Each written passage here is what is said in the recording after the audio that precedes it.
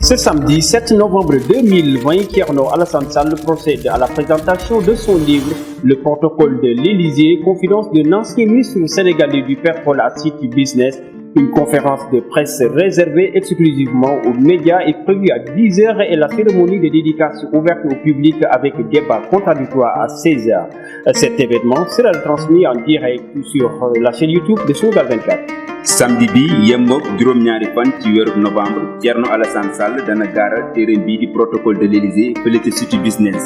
bu fukki waxtu jotee dana ko door ak janoo bu muy amal ak taskatu xibaar yi ci ngoon gi dana gontoo ak jotaay bu yaa ñeel boobule téere ak gis-gis yu woro yi mu làmboo bile xew-xew mën ngeen ko suivre en direct ci Sunugal 24. Vous êtes témoin d'un événement où vous avez des informations d'intérêt national, vous pouvez filmer et envoyer par email à info-sunugal@gmail.com ou contacter le 78 140 56 56 disponible sur WhatsApp.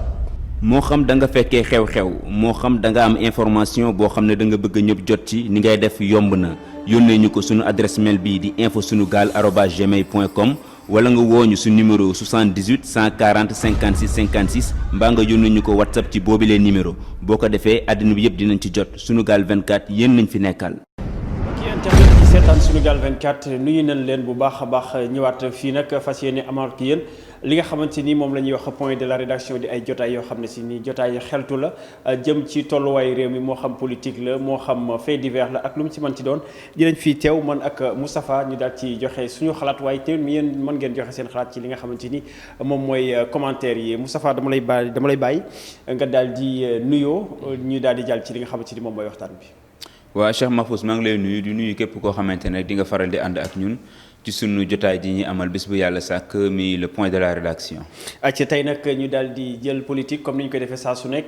ginnaaw bi nga xamante ni Macky Sall daal dinay indi gouvernement bu bees waaye ñu gis yeneen nit yoo xam ne si itam fàq nañ jëm ca moom ku ci mel ne Idrissa Seck mu jur coow lu bëree am na leneen nag loo xam ne si nii mi ngi xeeñ Moustapha ca wet ga tey xam naa ne ci la ñuy xeltu xalaat ci jox ci suñu xalaat ak li nga xamante ni tey politique noonu lay doxee muy Malick Gakou bi nga xamante ni ñëpp njort nañ ni cay jéegoom yi mu amee nii ca Macky la jëm ginnaaw bi nga xamante ni ay ñett ci ay député yi nga xam ne si ni ñoo nekk foofu ci assemblée nationale bokk ci grand parti di Malick Gueye Aïssatou Sabara ak ki nga xamante ni moom mooy Aminata Kanté ñoom bi ñuy defee seen réunion daal dinañuy jox carte blanche kii di seen leader di Malick Gakou ngir mu mën a dem wala buñ ko tuddee noonu mu am na libre na daal xam naa ne pour mën a dem fu mu bëgg waaye xam naa ne ca Macky Sall moom xam naa ni foofu la jëm ba tax na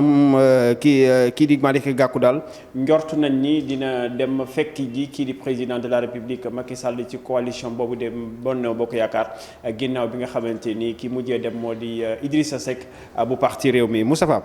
ñi ngi koy ruumandaat mi ngi xeeñ ñu naan dina dem wala du dem est-ce que jàpp nga ni tey ginnaaw lii xew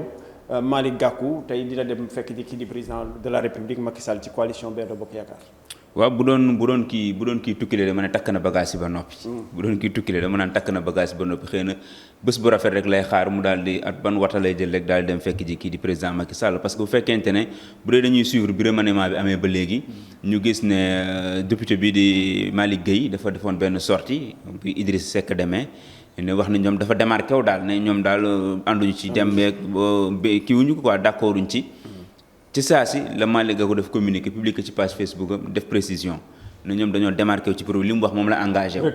recadré député bi. donc ce qui veut dire que donc foofu rek boo amoon benn bët bu xaw a kii rek di nga ne sëñ bi kat kii na di moo consent dafa mel ni kat kii bu recadré kii dafa bëgg wan ñenn ñi nekk ci grand parti yem leen seen place. maay toog xalaat fu mu bëgg dem ma dem fa. ba tax na kon tey jii démb buñ dajaloo ne dañ koo jox carte blanche affaire pour mën guddal jëli la rek mënoon nañ dajaloo ne dem nañ parce que fi ñu toll nii bu ñu xëyee dégguñu ne Malick Gakou nommé nañ ko wala kenn ku bokk ci moom nommé nañ ko quelque part bu mu bett kenn parce que déjà signaux yëpp joxe nañ ko li nga xamante ne mooy seen mbébét wane nañ ko déjà parce que ku def ne joxe nañ carte blanche pour mu dem fu nekk bu doon ci opposition bi def duñ soxla carte blanche parce que mi ngi ci bataille waaw donc bu doon loolu réunion amul sens jox nañ ko autorisation pour mu génn pour mu génn la rek jox nañ ko autorisation waaw rafetal la rek jox nañ ko autorisation pour mu génn loolu lañ bëgg wax askan wi mais nag lépp lu ci mënta am rek dañuy jël acte xam ne am nañ droit bi comme ni Idriss Seck amee droit dem keneen tamit ñoom tamit noonu lañu amee droit dem ci Macky Sall ñeneen tamit noonu lañu amee droit jóge ci Macky Sall dem ci opposition bi mais bu ñu fàtte mu ko rek ne askan wi moom mi ngi fii te mi ngi ubbi ay bëtam di xool lépp lu ci mënta am. te li ci gën a tey xel Moustapha mooy réunion bi nga xamante ni ñetti député yooyu la def nañ ko ba léegi xam nga bi El Hadj Malick Gueye bi mu génnee autant pour moi Malick Gueye bi mu génnee dañ ko recadré sur le champ dañ ko recadré mais ñett ñi tamit ñett ñi def seen li nga xamante ni moom mooy réunion jox carte blanche mais ba léegi déggoo ci coow donc da ngay jàpp ne kon ànd nañ ci li nga xam ne Malick Gakou ànd na ci li nga xamante ni ñetti députés yooyu def nañ ko muy carte blanche boobu. mais xam nga lii dafay poser problème démocratie au sein de nos partis politiques. Pourquoi? Parce que tey jii benn parti mënoo ne ñetti député ñoo dajaloo jox la carte blanche mais ani say instance parti bu amee bureau politique ani bureau politique bi ani secrétariat exécutif bi. militants yi responsable yi coordination yi. donc yooyu yëpp seen yoon nekku si nga ne ñetti député dajaloo nañ comme si ñetti député yi ñooy compter mais dañuy comprendre comme bu fekkee ne parti bu nekk ci opposition la nga am ñetti député ñoom ñoo fa am voix. ñoom ñooy fayeeku ñoom ñoo dem te bu ñu fàttalikoo député yi bu mu ko amee. te ça n'a rien à voir avec assemblée nationale. non jotewul ak assemblée nationale peut-être comme ñoom ñoo fa ay député ñoom ñooy kilifa ci parti bi mais bu ñu fàttalikoo tamit bu ñu nekkee député c'est grâce à la grande coalition de Taxawu Sénégal bi nga xamante ne législative yi Idriss Seck Khalifa Sall moo ko jiite woon moo nekkoon tête de liste boobu mi ngi amoon demlante ak yoon ba mu ko jiite ci loolu ci lañ dugal ay Malick Gakou réew mi ñoom ñu dugg ci ba ñu am yenn kii mais dalee leer na tey jii buñ demoon élection législative kese Malick Gakou ber liste ñetti député yooyu moom du ko am dina ko jafe mu am ko donc parce que Ousmane Sonko ba mu demee moom kese gis nañ ne benn député la am te prix fort reste la génnee donc ce qui veut dire que donc affaire la yoo xam ne dañ ciy bénéficier wu jaaree fa am ay député am ay ndombal tànk mais après ëllëg ñu servir peuple bi serviruñu peuple mais dañoo wëlbatiku di ko jëfandikoo seen parti et malheureusement c'est regrettable parce que day wane ne ba léegi rek parti yi affaire u bàyyi la ak nday dañuy bàyyi la parti man maa moom sama parti maa ko moom fu ma neex ngeen di xool fu ma neex ngeen jëm gis nañ ko ci parti Idriss Seck su ma jógee aw nii ngeen aw nale Malick Gakou aussi yoon boobu la jëmale parce que ay parti la yoo xamante ne ñi ko jiite daanaka ñoo ko moom ku ci mel ni Abdoul Mbaye wala Pape Diop ñoom daal di lañuy démarqué ñoom xam nañ fi ñu féete jamono bi ñoom moom ñëpp xam nañ ni tey du ñu dem ci ki nga xamante ni moom mooy président Macky Sall mais dafa am loo xam ne si nii rek dama koy wax muy Macky Sall dafay am loo xam ne daf koy joué daf leen di xiifal daf leen di maral ba nga xamante ni gars yi sonn nañ par force dañuy ñëw fu gis Idrissa Seck ni mu ñëwee xam ni dafa sonn Malick Gakou bi tamit xam nañ ni dafa sonn parce que opposition tamit bu fekkente ne amoo lenn ci loolu jàpp politique kese dafay xaw a metti surtout bu nga xamante ne ay militants ñi ngi sa ginnaaw ay responsables ñi ngi sa ginnaaw ñoom ñëpp tey ci yow lañu yaakaar donc je pense que loolu mooy tax ñoom ñuy xaddi sonn ba Macky Sall bu leen tàllalee loxo rek ñu daal di ñëw loolu bokk na ci. waaw bokk na ci mais tamit dafa am feneen foo xam ne il faut que ñu sànni fa suñu bët tuuti. mooy boo xoolee profil yu ñu dem ñëpp mi Omar Sarr Idrissa Seck ak Malick Gakou mi nekk ci yoon bi ak ñoom nga xam ne ñoo dem jamono ji dafay doon ñoo xamante daanaka opposition bi existé wuñu woon. Omar Sarr gis nañ coom ak waa PDS daanaka opposition moom yëpp opposition la ak biir PDS. waa PDS da doon xëccoo Idrissa Seck kenn doonu ko woon dégg fenn Malick Gakou moom Idrissa Seck parce que ñoo bokkoon mbuus bi ñu nekkoon kenn daaw leen gis fenn kenn daaw leen dégg fenn boo leen masaan gisee dañoo génn dem kër kilifa diine gàmmu am wala màggal am ñu dem ziyaare ji génnaat ñëw toog mosuñoo def communiqué ñaawlu mosuñoo def communiqué critiqué doxalinu Mansour Faye wala critiqué beneen amul dara loo xamante ne daal def nañ ci ay taxawaay boo xamante ne seen rôle opposant la ñuy joué toujours dañ doon jéem a oyofal wala ñu seddal wala ñu jàpp seen jàmbur ba tax na kon boo xoolee dafay mel ni ñi nga xamante ne daanaka seen avenir politique mën nañ jàpp ne bu ñu demoon élection 2024 sax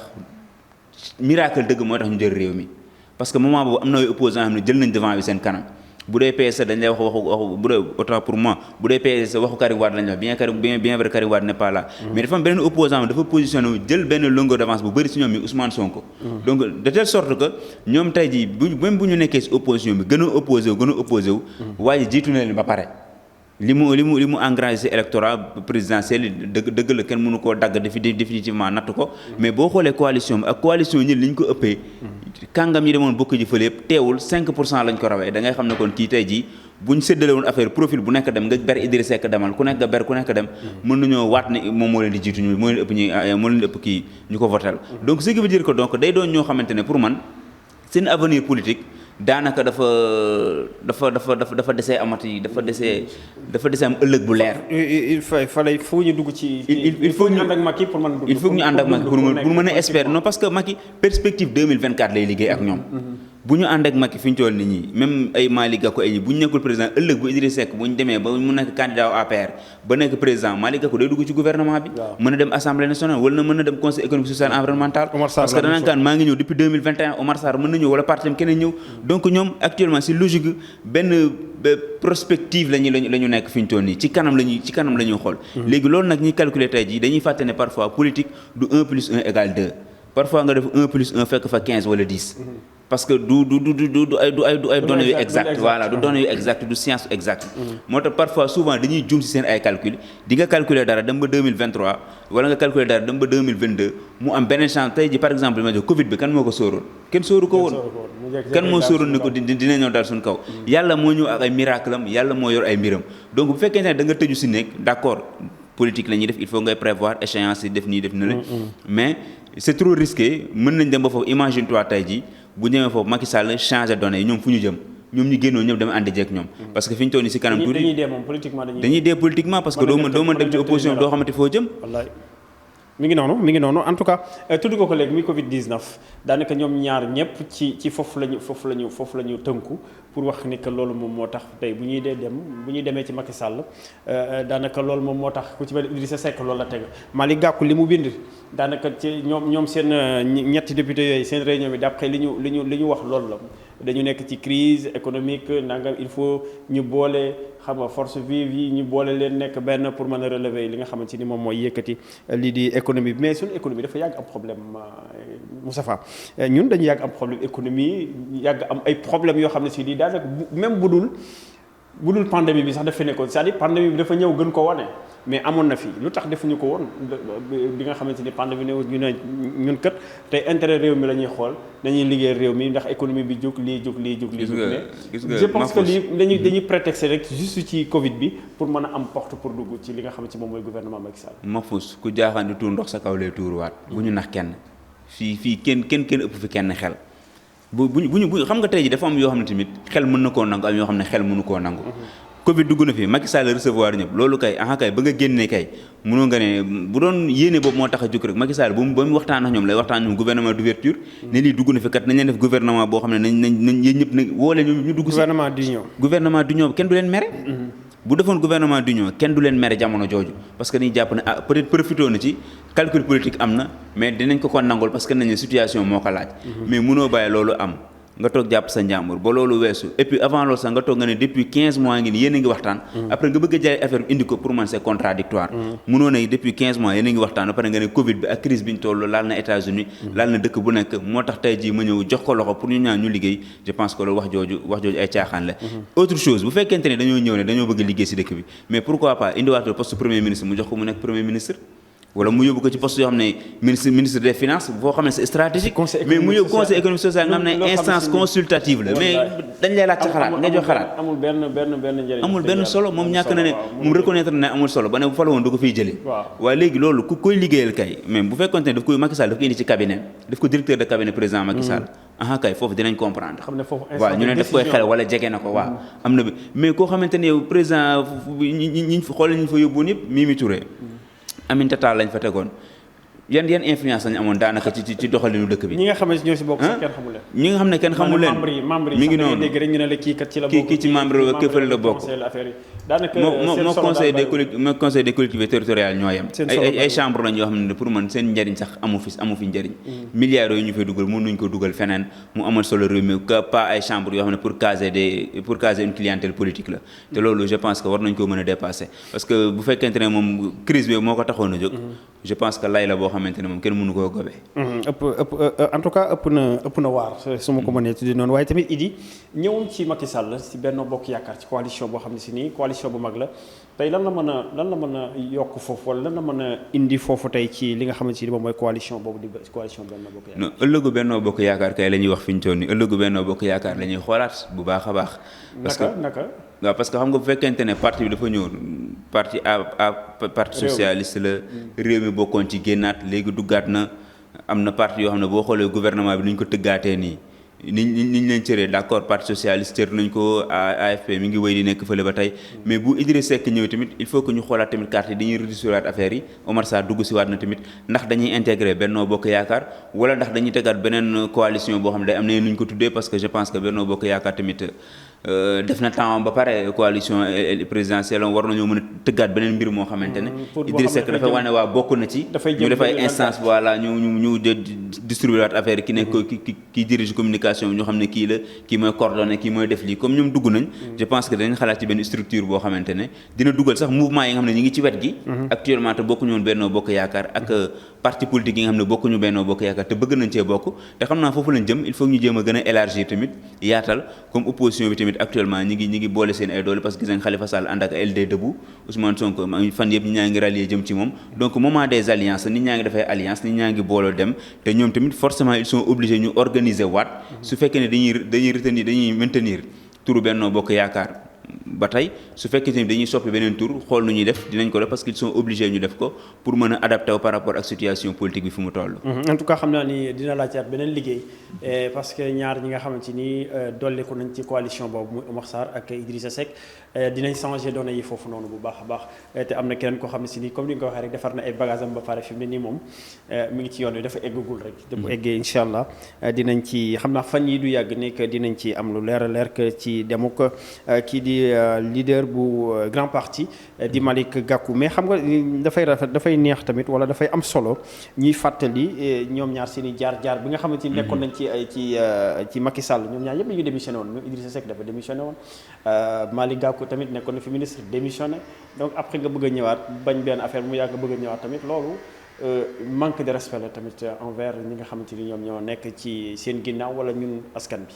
waaw loolu dafay posé waat question bi gëm-gëm ak kàddu politicien gëm-gëm ak kàddu bu ñu fàttali ko Malick Gakou dafa démissionné woon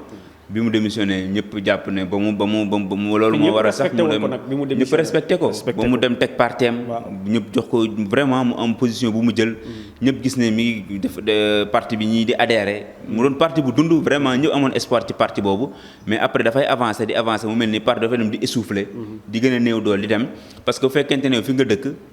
nga dëkk di Géejawaay da nga raté benn moment historique boo xamante ne pour man mënatu koo dabu ci àddinaam mooy élection locale yi voilà loolu moom man pour man mairie bu Géejawaay waaw mairie bu Géejawaay moom ba mu ko raté rek loolu xam ne moom carrière politique moom wax dëgg yàlla fi ñu toll nii dafay gën di wàcc te loolu erreur yoo xam ne si dafay non daf lay topp politique daf lay topp dafay suul ndaanaan waaye ji xam nga dafa am foo tollu politicien booy génn ku ci mel ni Ousmane Sonko tey bu génnoon nekkul député day am problème mais gis nga élection locale yi di ñëw il faut que mu def tout ba nekk maire fële sa Ziguinchor wala mu nekk maire quelque part te Ziguinchor sax lay nekk maire foofu la war a nekk bu nekkee maire Ziguinchor dina gën a mën a jege askanu Ziguinchor dina xam seen naqar da ngay am base boobu ñu xam ne boo nekki ñu ne lii la fii la toog loolu dafa am solo si politicien mais yow nga taxaw bëgg imposer wu élection yi taxaw nga daal di jël wet gi bàyyi Aliou Sall ñëw il a le terrain libre kenn opposé wu ko daanaka mu dem gagner haut les mains daal di toog di gouverner moo tax fu ñu toll nii bu ñu demaatoon élection tamit njort naa ne waa ji tamit da leen koy defaat parce que ni mu toogee la ni mu amee doole la ak ni mu toogee Géejawaay la du yomb ñu defeet ko foofu noonu donc dafa rate loo xamante ne pour man pour mu dabwaat ko du yomb bu nekkoon maire au moins dina yenn di nga financer fii di nga jàppale ñi yenn politique yi di nga ko def di nga réflexionner quelque part fii nit ñi di la gis di la xam mais bokkul ak responsable politique boo xamante ne bu seen bët xonqee duñ la gis wala sax parfois nga jóge fa dem dëkki feneen wala pour nga gis yenn saa problème la parce que poste bu fekkee ne da ngay ñuqi chaque jour bu yàggee mu jeex de loolu moom mënul continuer te yaakaar naa ni loolu sax moo waral dem gi nga xamante ni dañ koy dem parce que tamit politique moom dafa laaj ay moyens te bu fekkee defuloo dara amuloo benn activité tamit nga bëgg a yor ñëpp sa ginnaaw ñëpp ñi nekk sa ginnaaw nga bëgg leen yor dafay xaw a compliqué Moustapha xam naa bi gi mi ngi ñuy def signe que li ñuy cërloon ci waxtu li ci des barewul lan ngay tàggatoo waaw li may tàggatoowee rek mooy politiciens yi ñuy sóor parfois seen ay kàddu parce que li ñuy dund jamono ji wala li ñuy gis dafay doon loo xamante ne dafay décrédibiliser ki nga xamante ne day def politique te ñi nga xamante ne ñoo ñuy seetaan duñ leen jox envie ñi nga xam ne ñoo leen di seetaan ñoom ñuy def politique duñ leen jox envie ñu dugg ci politique parce que dañuy jàpp ne politicien mooy ki nga xamante ne lu mu wax rek bu subaa mën naa dañ lu mu wax rek boo gasee tuuti doo gis dara ci biir donc loolu mën naa ñàkk nañuy sàmmante ak seen ay kàddu je pense que politique dafa war a am éthique lu am solo la. am na solo bu baax a baax Moustapha waxoon naa ko fële sax fan yii la ñu génn ci émission yi nga xam ne dañu ko doon amal muy kàddu ni mu amee solo donc duñu tàyyi nag di ko répété parce que réew mi ñu nekk la réewu kàddu la réew moo xam ne si nii xam nga réewu ngor la. donc nit ñi li ñuy wax rek nañ ko xoolaat bu baax a baax nekkul ne politicien daal rek lu ma neex def su ma neexee tey mën naa verte bu suba ma bleu wala ginnaaw suba ma jaune donc loolu nañ koy bàyyi bu baax a baax ñu bàyyi ci xel. loolu lañ leen indiloon tey jii ci le point de la rédaction Bigui Jackson moom moo nekkoon ci réalisation bi ak technique bi di la jaajëfal bu baax Moustapha di jaajëfal également yéen ñi ñuy topp ci nekk ci biir réew mi ak bitim réew suñu ay programme di leen jox dig daje suba incha allah beneen plateau ak yeneen actualité jàngeen.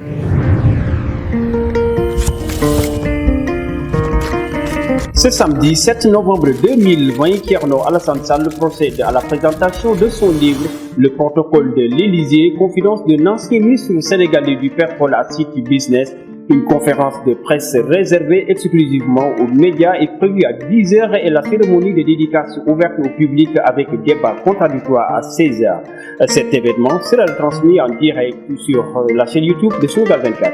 samedi bi yemmook juróom-ñaari fan ci weeru novembre Thierno Alassane Sall dana gaaral téereem bii di protocole de l'Élysée fële ci City Business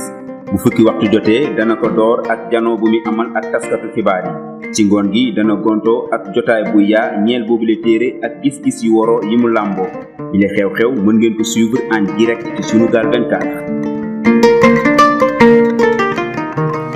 Vous êtes témoin d'un événement où vous avez des informations d'intérêt national, vous pouvez filmer et envoyer par email à info-sunugal@gmail.com ou contacter le 78 140 56 56 disponible sur WhatsApp. moo xam da nga fekkee xew-xew moo xam da nga am information boo xam ne da nga bëgg ñëpp jot ci ni ngay def yomb na yónnee ñu ko sunu adresse mail bii di info-sunugal@gmail.com wala nga wooñu su numéro 78 140 56 56 mbaa nga yónnee ñu ko WhatsApp ci boobilee numéro boo ko defee àddina bi yëpp dinañ ci jot Sunugal 24 yéen nañ fi nekkal.